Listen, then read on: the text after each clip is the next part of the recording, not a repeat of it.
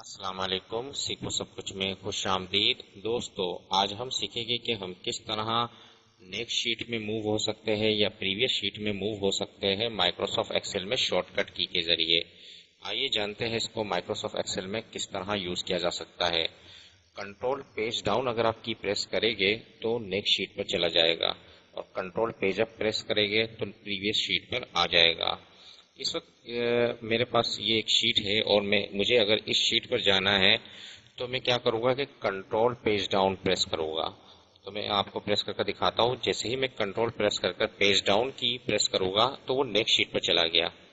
دوبارہ میں control press کر پیج ڈاؤن پریس کروں گا تو وہ نیکسٹ شیٹ پہ چلا جائے گا۔ اس طریقے سے دوبارہ پریس کروں گا تو وہ نیکسٹ شیٹ پہ چلا جائے گا۔ اس طرح مجھے اگر پریویس شیٹ پر آنا ہے تو آپ دیکھیں گے کہ اب پریویس شیٹ پر مجھے آنا ہے تو کنٹرول پیج اپ پریس کروں گا تو پریویس شیٹ پر آ گیا، پھر کنٹرول پیج اپ، پھر کنٹرول پیج اپ۔ تو اس طرح آپ کنٹرول پیج ڈاؤن سے نیکسٹ شیٹ پر جا سکتے ہیں اور کنٹرول پیج اپ سے پریویس شیٹ پر آ سکتے ہیں۔